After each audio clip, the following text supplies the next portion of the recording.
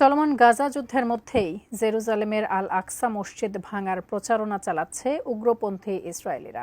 এবারে ফিলিস্তিনিদের পশ্চিম তীরের শহর এবং গ্রাম পরিদর্শনের জন্য ফিলিস্তিনের প্রধানমন্ত্রীকে অনুমতি দেয়নি ইসরায়েল। ইমতিয়াজ আলমের রিপোর্ট।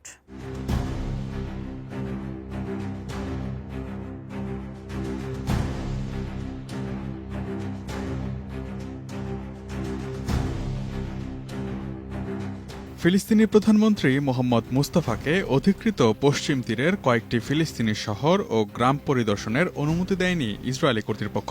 এসব শহর ও গ্রাম বারবারই অবৈধ বসতি স্থাপনকারীদের লক্ষ্যবস্তুতে পরিণত হয়ে আসছে। এই ঘটনাটিকে বিপজ্জনক একটি নজির হিসেবে আখ্যায়িত করেছেন ফিলিস্তিনি একজন কর্মকর্তা। ২০ এপ্রিল রোববার এক প্রতিবেদনে এই তথ্য জানিয়েছে বার্তা সংস্থা আনাদুলু। বার্তা সংস্থাটি বলছে, ইসরায়েলি কর্তৃপক্ষ ফিলিস্তিনের প্রধানমন্ত্রী মোহাম্মদ মুস্তাফাকে দখলকৃত পশ্চিম তীরের কয়েকটি গ্রাম ও শহর সফরের অনুমতি দেয়নি, যেখানে অবৈধ ইহুদি বসতি স্থাপনকারীরা বারবার হামলা চালিয়ে আসছে। বিষয়টি শনিবার নিশ্চিত করেছেন এক ফিলিস্তিনি কর্মকর্তা। ঘটনাটি এমন এক সময়ে ঘটল যখন হিব্রু প্ল্যাটফর্মগুলোতে উগ্র ইসরায়েলপন্থীরা পবিত্র আল আকসা ভাঙার জোর প্রচারণার মুখে সতর্কতা জারি করেছে ফিলিস্তিন কর্তৃপক্ষ। ফিলিস্তিনের বসতি ও দেয়াল প্রতিরোধ কমিশনের প্রধান মুয়াদ শাবান তুর্কি বার্তা সংস্থা আনাদোলুকে বলেছেন, ইসরায়েল রামাল্লার পূর্বে অবস্থিত বুরকা ও দেইর দিবওয়ান এবং নাবলুসের দক্ষিণে দোমা ও কুসরা গ্রামগুলোতে প্রধানমন্ত্রী মুস্তাফার সফরের জন্য প্রয়োজনীয় সমন্বয় করতে অস্বীকৃতি জানিয়েছে। কোয়ালিটি সম্পন্ন আন্তর্জাতিক মানের still bar CSRM, committed for better still. এই এলাকাগুলোর সাধারণ মানুষ গত কয়েক মাস ধরে অবৈধ বসতি স্থাপনকারীদের সহিংস আক্রমণ ও ইসরায়েলি সেনাবাহিনীর উপস্থিতির মুখোমুখি হচ্ছেন। শাবান আরও জানান, ফিলিস্তিনি কর্তৃপক্ষ ও ইসরায়েলের মধ্যে যে চুক্তি রয়েছে তার আওতায় ফিলিস্তিনি উচ্চপদস্থ কর্মকর্তাদের যে কোনো চলাচলের জন্য ইসরায়েলের সঙ্গে সমন্বয় করা বাধ্যতামূলক, কারণ তাদের সঙ্গে নিরাপত্তা বাহিনীও থাকে। কিন্তু এবার সেই সমন্বয় ইসরায়েল প্রত্যাখ্যান করেছে, যেটিকে একটি বিপজ্জনক নজির হিসেবে উল্লেখ করেছেন শাবান।